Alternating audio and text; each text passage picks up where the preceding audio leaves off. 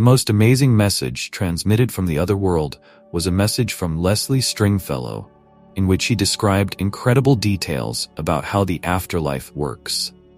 His revelations are striking in that he has revealed secrets that other souls and mediums have always kept silent about. Leslie Stringfellow was born in Texas, but left our world at the age of 20 after a short illness. This happened in 1886.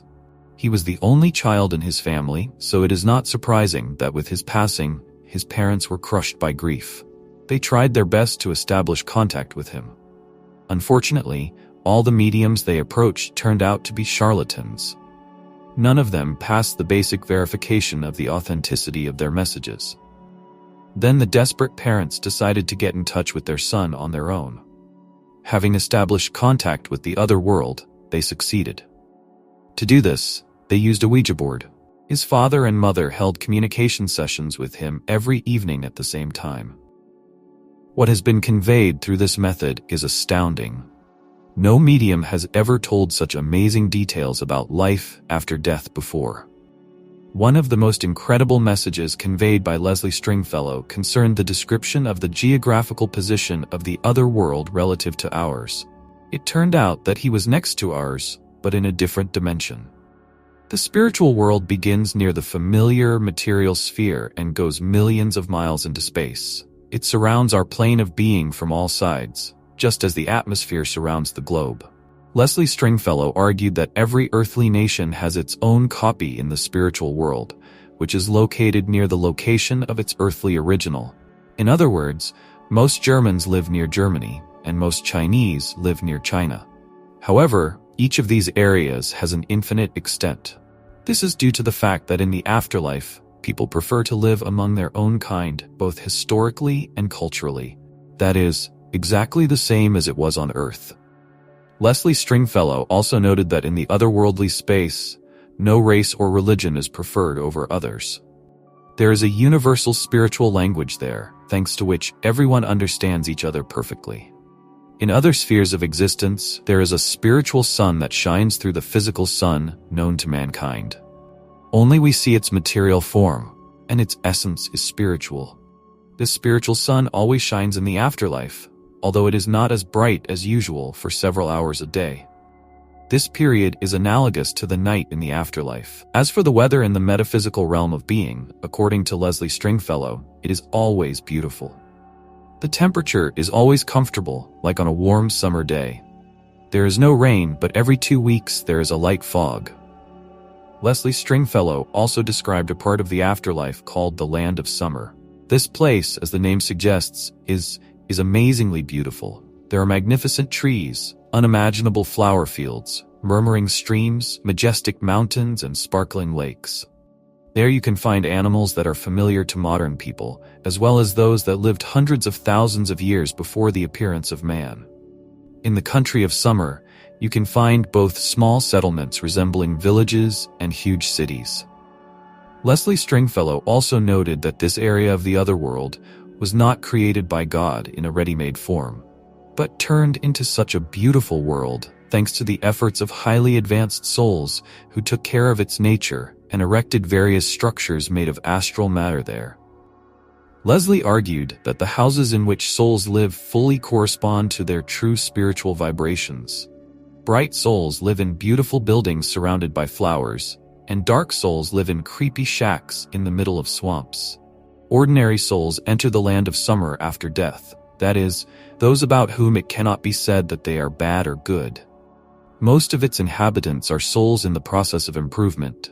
In addition, the souls of children are also in the country of summer. There are millions of them here.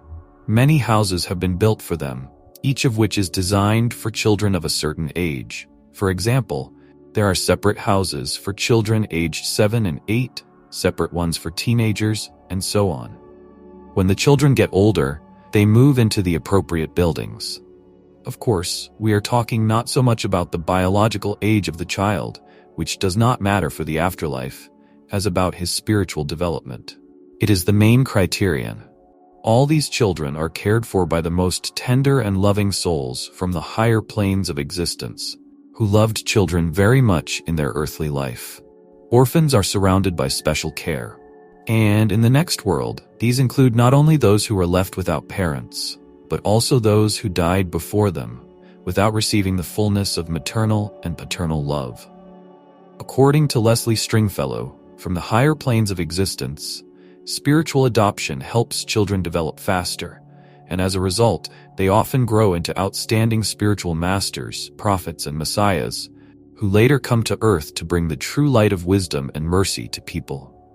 All outstanding philosophers, spiritual mentors, and teachers, together with other souls, comprehend the mystical mysteries of the universe in the higher spheres. Ordinary souls cannot get there, but it is known that the highest spheres of existence are unimaginably beautiful. The higher the soul rises, the deeper and more extensive its spiritual knowledge becomes. However, according to Leslie Stringfellow, there is suffering there too. Some souls are sad because those who remained on earth yearn for them too much, turning their lives into hell. Excessive sadness, in which a person destroys himself, also has a negative impact on souls in the afterlife.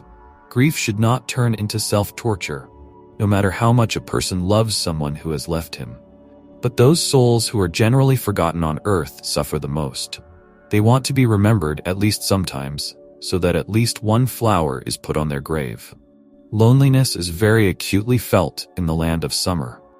Leslie Stringfellow also talked about the so-called sphere of undeveloped souls, which is known to people on earth by the term hell. That's how he described it himself. There are those whom you call the scum of society, who are mired in sins and crimes. There is only one bleak and cold place for them, but it is endless in extent. The number of its inhabitants is huge. They live in disharmony and squalor. The area they are in is gloomy, shrouded in an impenetrable gray fog. Sometimes Leslie Stringfellow, along with other bright souls, descends into this terrible world to help the lost, because the Lord does not condemn anyone to eternal suffering. Through bright souls, he gives every sinner a chance for repentance and redemption.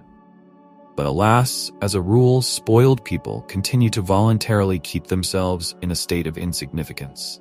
In his messages from the other world, Leslie Stringfellow said that every virtuous soul who has friends in this world visits them and tries to awaken in them repentance for their sins and develop the desire to live a pure and exalted life.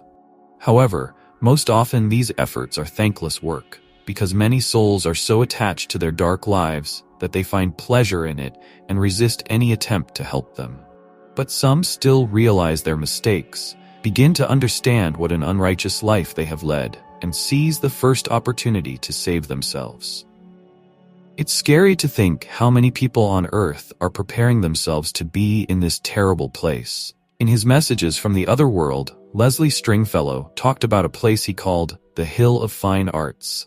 This place is a grove of majestic trees where the most magnificent temples and halls can be imagined.